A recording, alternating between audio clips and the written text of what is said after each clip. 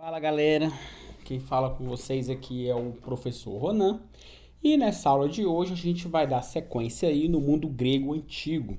Nós iremos falar aí, pessoal, da Guerra do Peloponeso, tá? Pessoal, para falar da Guerra do Peloponeso, nós vamos começar falando de duas importantes cidades, né? Que são as duas, talvez, mais conhecidas cidades-estados gregas, né? Que é Atenas e Esparta. E, pessoal, a Guerra do Peloponeso nada mais foi do que a guerra entre essas duas cidades-estados, né? Rivais aí, Esparta e Atenas.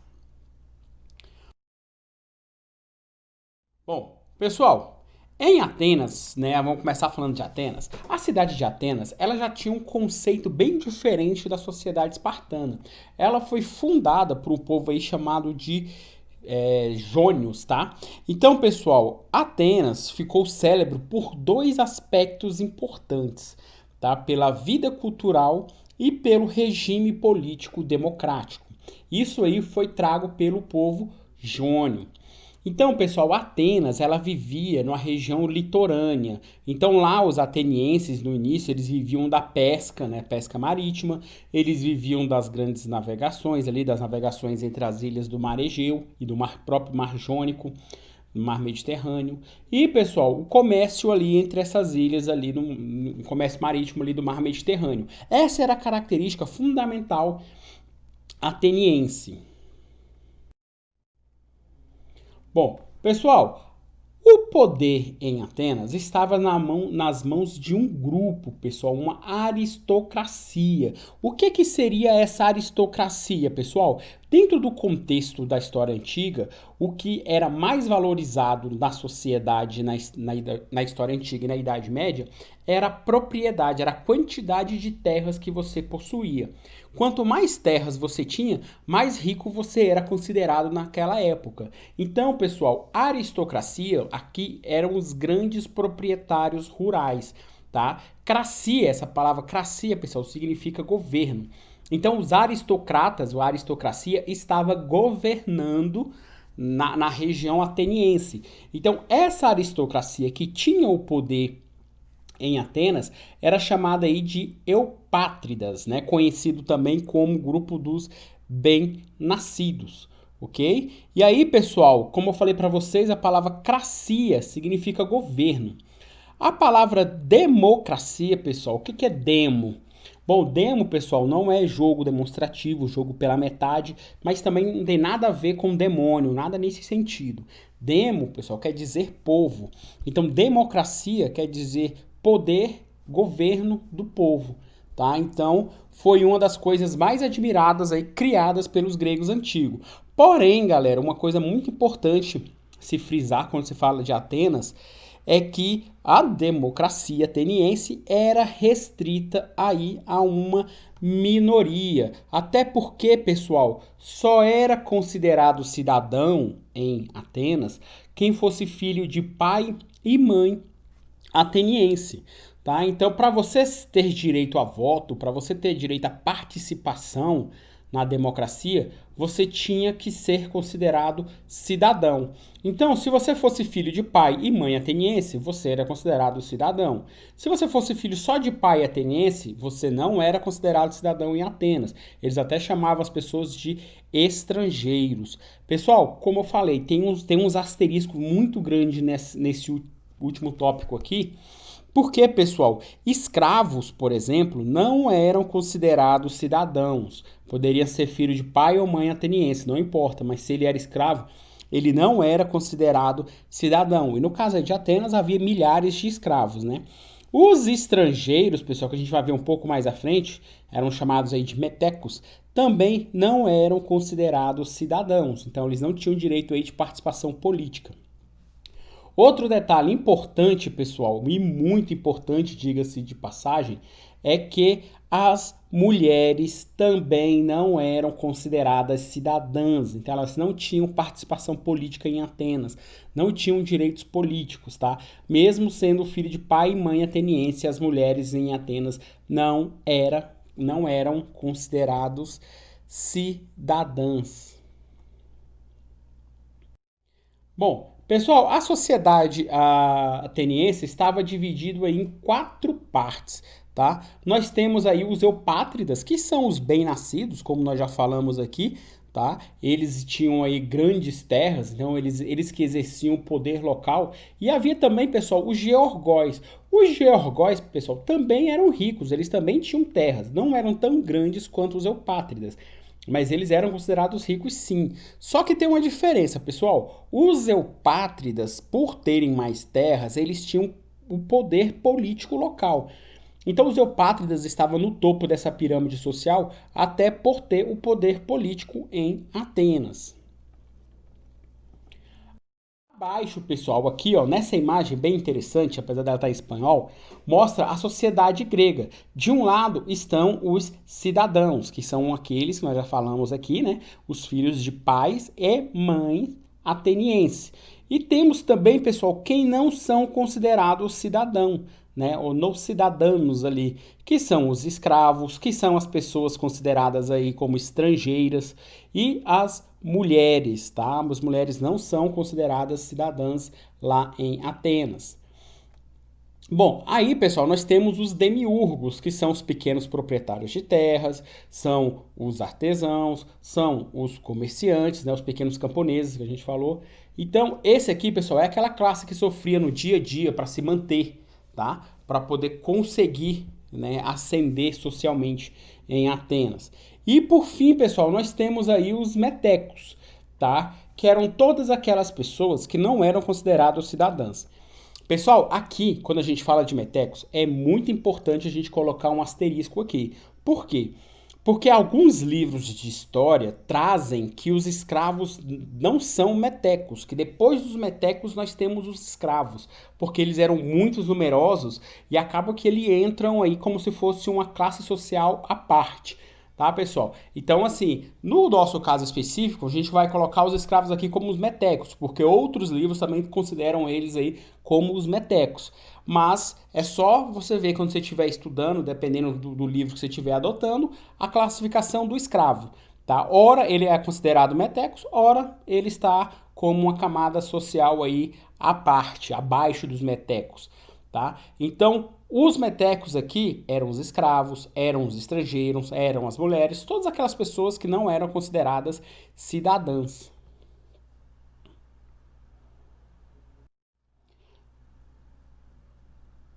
Bom, pessoal, havia na Grécia Antiga, em Atenas, ah, essa questão aqui, ó, da escravidão por dívida. Pessoal, é só uma característica que eu acabei esquecendo de falar para vocês.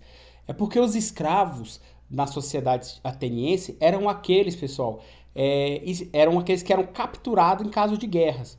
Né? Então, quando os atenienses estavam em guerra, eles capturavam as pessoas aí, e aí eles traziam essas pessoas para serem vendidas como escravos. E normalmente, pessoal, os escravos mais comprados em Atenas eram as mulheres consideradas mais bonitas, eram vendidas como escravos, e os homens mais saudáveis para os diversos tipos de trabalho aí. Bom, aí pessoal, voltando aqui agora a falar de Atenas, havia o que a gente chama aí de escravidão por dívida, tá? Pessoal, pequenos proprietários, por exemplo,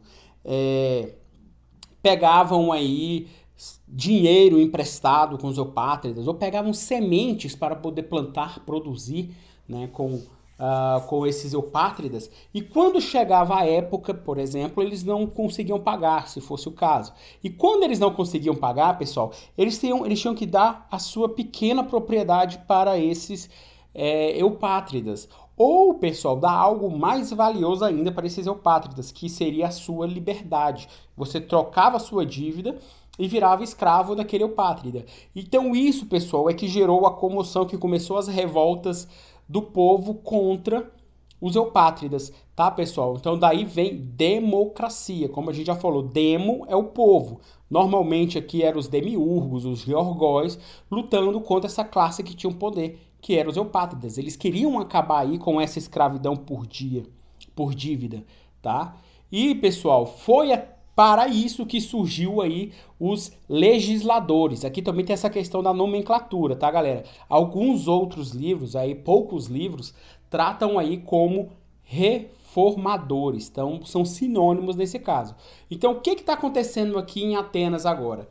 Em Atenas, pessoal, sai aquele grupo que está no poder, agora o poder vai para a mão de uma pessoa só, tá? E aí, o primeiro legislador ateniense foi um cara chamado de Drácon, galera.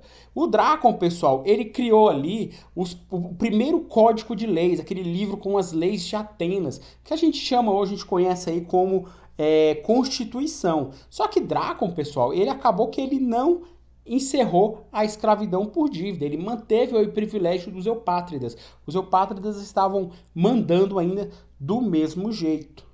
Tá? Então, só foi quando o Drácon deixou o poder que ele foi substituído aí por outro legislador chamado Solon, que a escravidão por dívida chegou ao fim. E pessoal, Solon foi tão importante que além dele acabar com essa escravidão por dívida aí, ele libertou os antigos escravos que tinham virado escravos por questão de dívida lá no início, né, da democracia ateniense.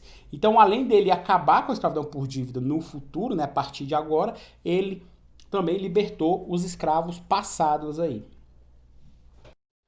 Bom, quase um século depois de Solon, galera, olha o tempo que passou aí. Tivemos um outro legislador chamado de Clístenes. Clístenes, pessoal, foi responsável aí por acabar com o privilégio político da aristocracia, dos eupátridas, tá? Agora, todos os cidadãos atenienses, olha o detalhe aqui, pessoal, isso é muito importante. Todos os cidadãos atenienses podiam participar das decisões do Estado. Antes, só fazia parte das decisões os eupátridas. Então, Clístenes, ele acabou dando início aí à famosa democracia ateniense. Porque agora não importa se você é georgóis, se você é demiurgo, se você é rico ou pobre, basta você ser considerado cidadão para você poder participar, ok? Então, foi pessoal no governo de Clístenes que surgiu a famosa Assembleia do Povo. Na verdade, pessoal, a Assembleia do Povo já havia, mas era com os eupátridas. Agora, todos podem participar, por isso que ela ganhou esse nome de do povo, porque antes era só conhecida como Assembleia, que era uma reunião ali de eupátridas. Agora tem gente de todas as camadas sociais. Então, pessoal, eles votavam aí as principais leis atenienses, decidiam também, pessoal, essa questão econômica de como o Estado, como a cidade-estado ateniense iria gastar o dinheiro dela, o dinheiro público. Ok? E fazia parte aqui, pessoal, todos os cidadãos atenienses. Lembrando que para você ser cidadão tem que ser homem livre, não pode ser escravo, e tem que ter mais de 18 anos e ser filho de pai e mãe ateniense. Outro órgão criado por eles, pessoal, também foi chamado aí de Conselho dos 500, onde existiam ali, ó, os 500 cidadãos ali que eram eleitos, tá, pessoal? Eles escolhidos por um ano, eles eram escolhidos por sorteio, desculpa, era um sorteio, onde eles ficavam por um ano e depois desse um ano sorteavam-se novos conselheiros aí. Tá? Então, nesse caso, pessoal, como era sorteio, é uma questão matemática, é uma questão de probabilidade. Então, tanto os ricos quanto os pobres, eles aqui tinham a mesma chance de entrar no poder. Então, pessoal, o Conselho dos 500, uma das atribuições aí, era justamente essa, tá? De preparar os projetos que iam ser votados pela Assembleia, que agora a gente já chama de Assembleia do Povo. Então, como a gente falou, os ricos e pobres tinham a mesma chance. Daí se dizer, pessoal, que a democracia ateniense era direta, porque era exercido aí pelo cidadão. Era uma democracia direta, porque era através do voto, e era uma democracia aberta. Qualquer um poderia participar, desde que fosse cidadão. Lembre-se sempre desse detalhe, porque é algo mais importante aí na sociedade ateniense.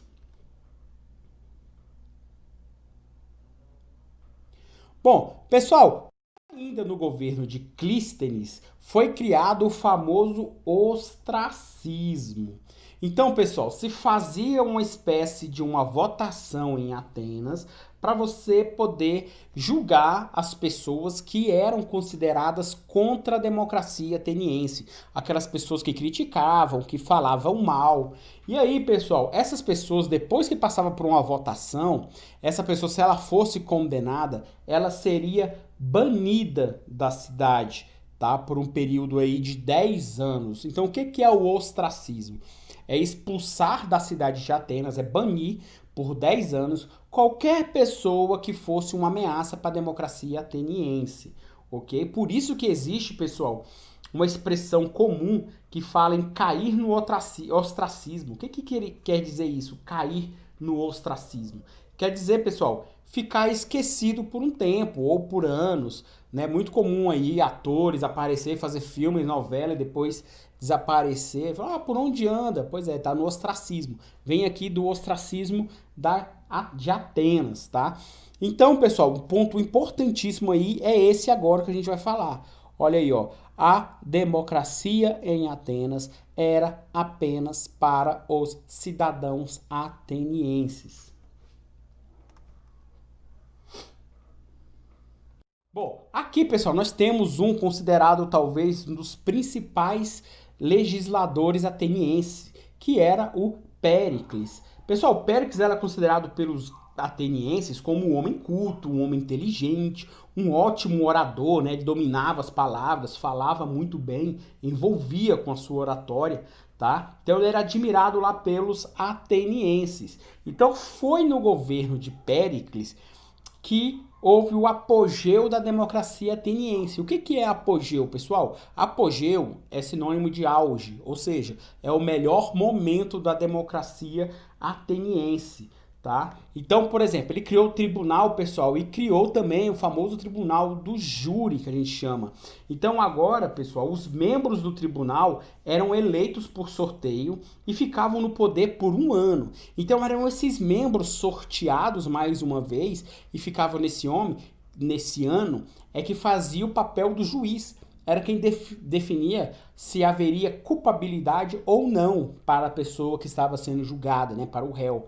Então, ele não era julgado apenas por uma pessoa, era julgado agora por um colegiado, ok? E aí, pessoal, os salários para políticos foi algo também criado por Péricles. O que Péricles queria ao criar salário para político, pessoal? Muitos pobres deixavam de praticar política, deixavam de ir na Assembleia do Povo, deixavam de ir no Conselho dos 500, porque não podiam parar de trabalhar. Então, mesmo agora a lei permitindo que as pessoas vão participar da política, na prática, quem praticava mesmo ainda eram os eupátridas, porque eles podiam não se dar o prazer de trabalhar por um dia ou mais. Então, o que o Péricles fez? Para poder acabar com essa desigualdade, para os pobres terem acesso à política local, ele criou aí, pessoal, o salário para os políticos. Então agora os pobres podiam parar de trabalhar para se dedicar à política, né? Hoje seria como se fossem os deputados, senadores, né? Receber por isso aí. Então, pessoal,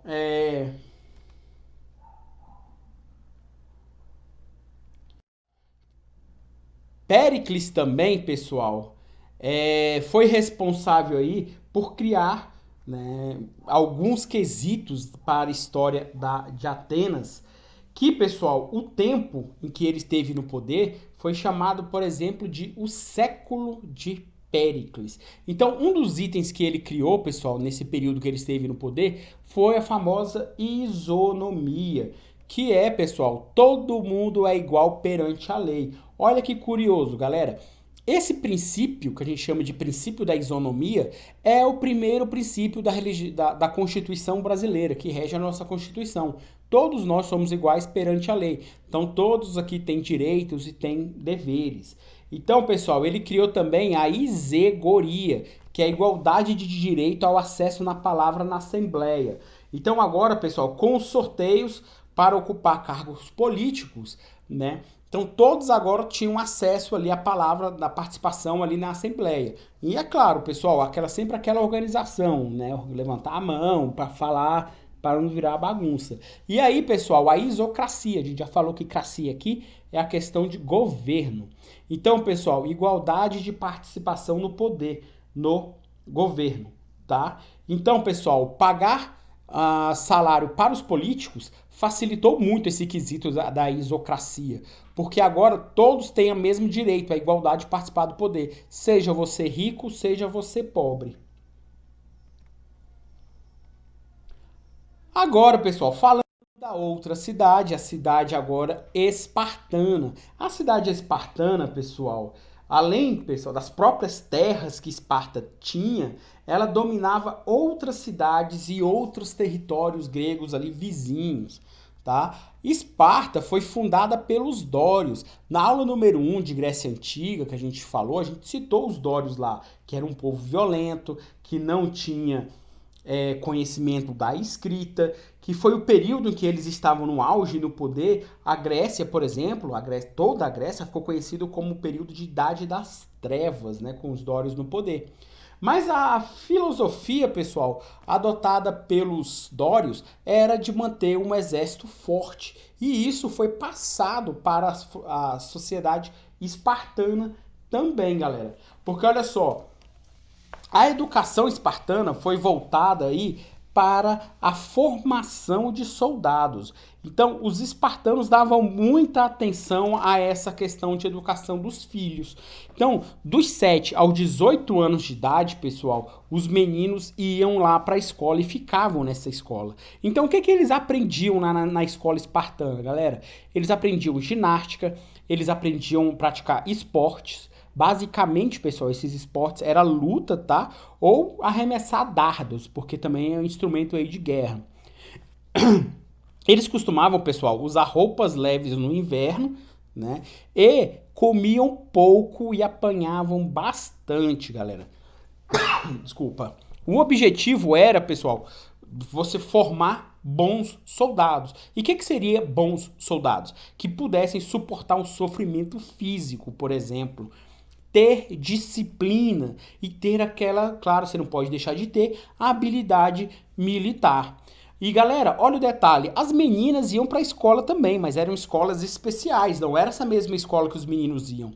E lá elas aprendiam basicamente música e ginástica. O objetivo da educação feminina em Esparta é justamente formar aí futuras boas mães para a sociedade espartana.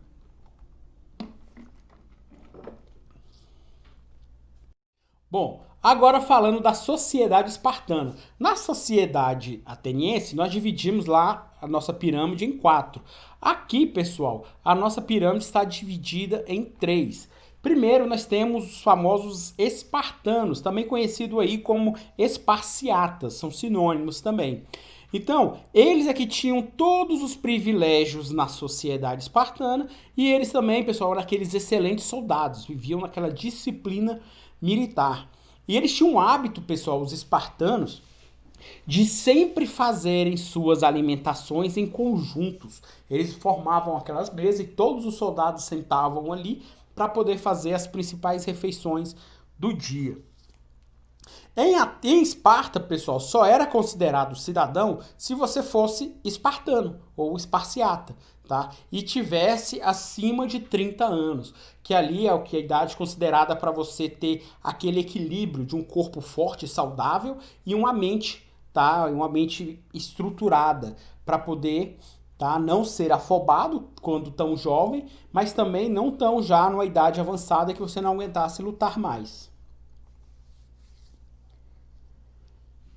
Bom, dando sequência à sociedade, pessoal, espartana, nós temos aí os periecos e os ilotas. Então, pessoal, os periecos, eles não tinham direitos políticos, não eram considerados cidadãos, dedicavam-se aí, por exemplo, ao comércio e ao artesanato. Então, normalmente eram homens livres, tinham que pagar impostos aí aos esparciatas.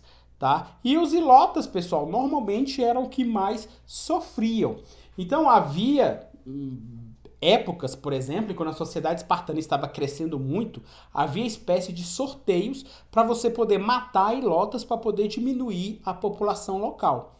Lembrando que os ilotas eram lá os escravos, que era a maioria da população. E assim como em Atenas, os escravos espartanos também eram os prisioneiros de guerra. Já as mulheres espartanas, pessoal, olha que ironia. Atenas é considerada aí o berço da democracia, do direito, e lá a mulher não era nem considerada cidadã. Já em Esparta, pessoal, que não tinha essa cultura democrática, já era mais a formação de soldados, a mulher tinha privilégios sociais. Ela recebia treinamento físico e ela administrava o patrimônio familiar. Mas, pessoal, é importante a gente entender o porquê que a mulher tinha essa função em Esparta. Lá em Esparta, galera, os homens iam muito para a guerra, eles viviam muito tempo fora, semanas, meses e até anos lutando sem voltar para casa. E eles não confiavam nos escravos para defender a sua terra, sua cidade, estado, né? Então eles preferiam treinar as mulheres para que, caso Esparta fosse atacada, as mulheres estarem lá para fazer esta defesa.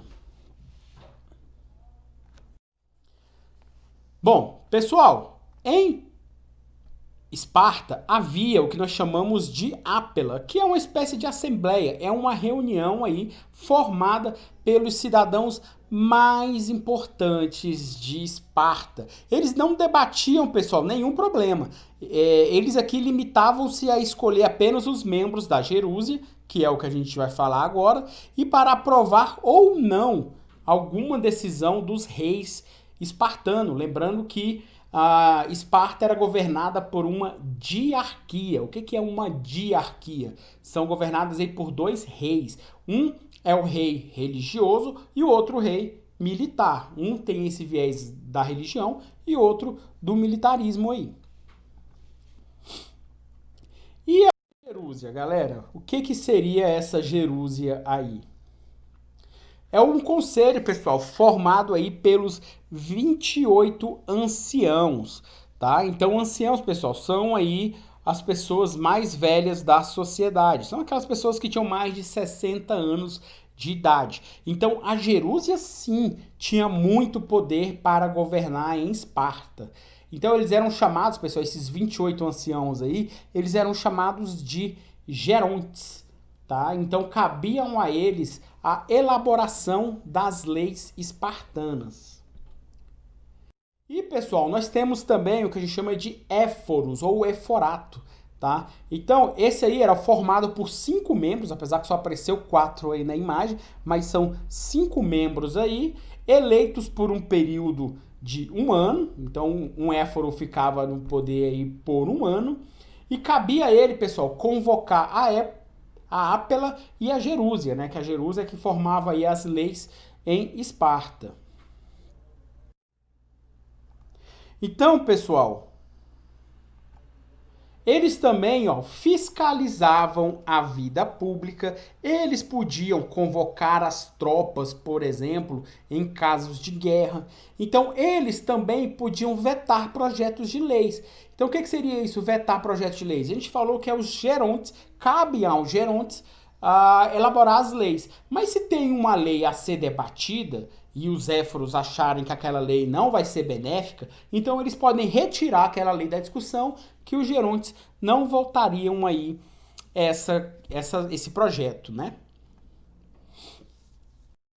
Bom, agora, pessoal, a gente vai falar da guerra propriamente dito, mas não da guerra do Peloponeso, porque antes, pessoal, aconteceu uma guerra na Grécia, que é a chamada Guerras Greco-Pérsicas, que ela tem um desdobramento que vai culminar na Guerra do Peloponeso, que é o nosso objeto de estudo aqui nesse capítulo, ok? Então, pessoal, os persas, como a gente falou o nome aí, Greco é dos gregos. Pérsicas, pessoal, é a região onde hoje é o Irã.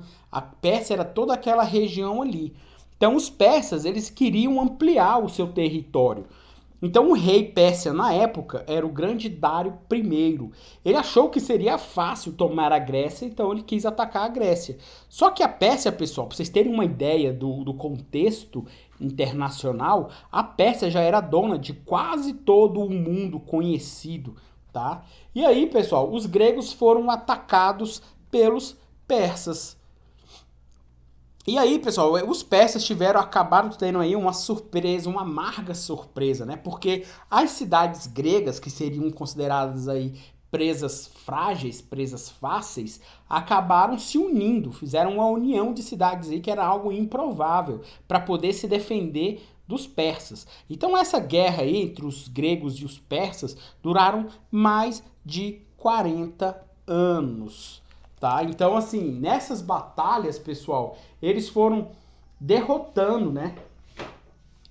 Eles foram derrotados, né? Os persas foram derrotados em batalhas importantes. Então, eles foram derrotados, pessoal, numa batalha, por exemplo, chamada de Batalha de Maratona. O que seria isso? Maratona era uma cidade na Grécia Antiga. Então, depois que os gregos venceram essa batalha importantíssima, considerada aí a Batalha de Maratona, o general deu ordens para um soldado ir até a cidade de Atenas, dar a notícia da vitória deles, dos gregos, sobre os persas, na cidade de Maratona. E foi quando esse soldado saiu correndo da cidade de Maratona até a cidade de Atenas, que dava uma distância, pessoal, de 42 quilômetros. Então, ele foi correndo sem parar até a cidade de Atenas. Por isso que essas competições de corrida que nós temos aí de longas distâncias são chamadas de maratonas, por causa dessa vitória nessa batalha na cidade de Maratona.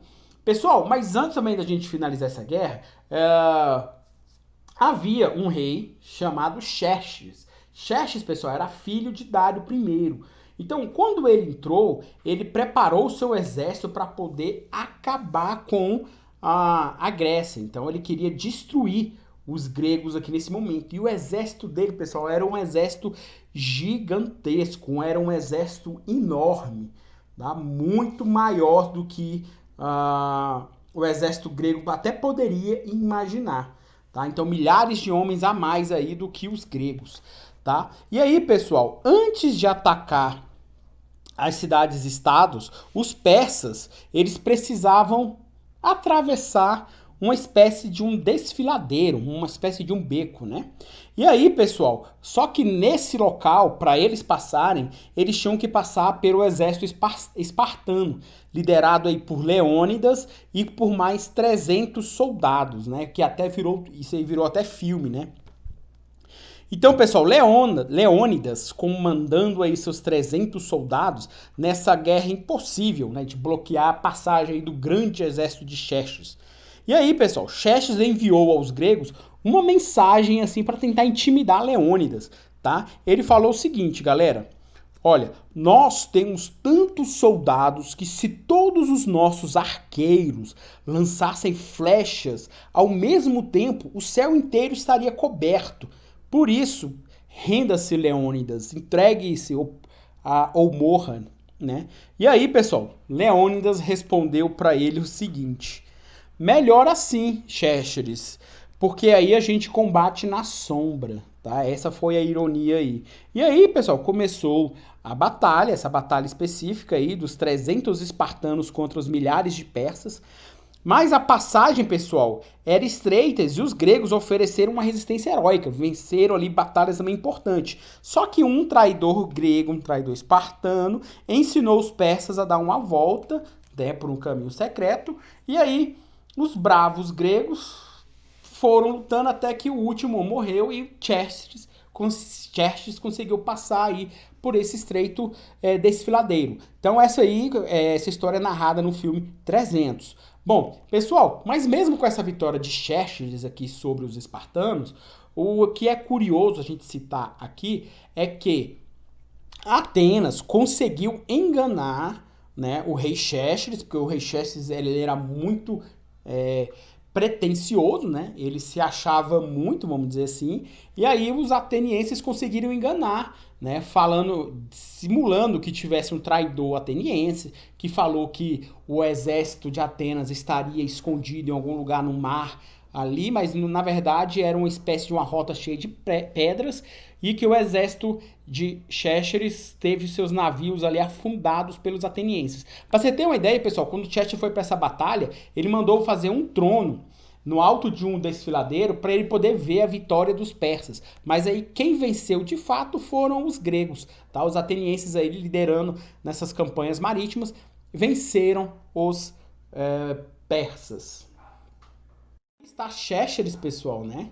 E foi assinado aí o famoso Tratado de Susa. Então os persas agora reconheciam o domínio dos gregos no mar Egeu, tá? Então os atenienses aí tiveram essa excelente notícia nessa batalha aí.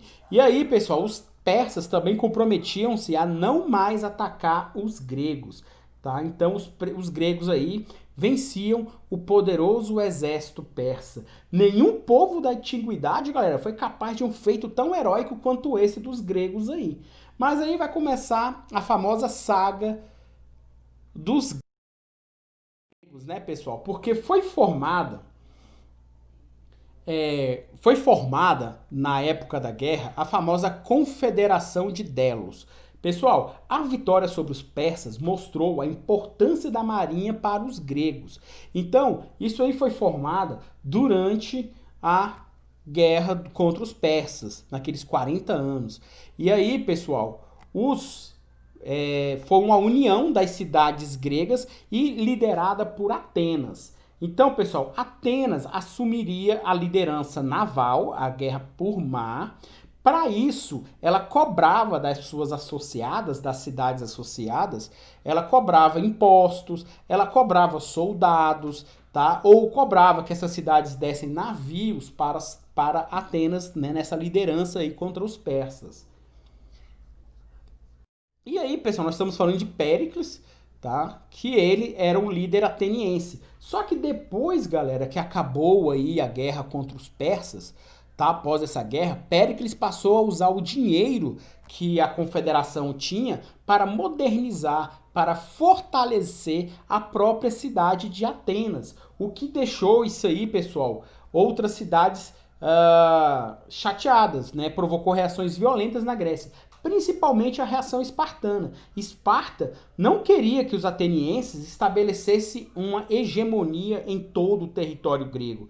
Por isso, da Guerra do Peloponeso. Porque Esparta, pessoal, Esparta também tinha sua confederação. Como a gente falou lá no início, ela liderava algumas cidades vizinhas a ela e próximas ali, que era chamada de Liga do Peloponeso. Daí vem o nome da guerra, tá, pessoal? Guerra do Peloponeso, por causa dessa liga, dessa associação formada aí pelos espartanos.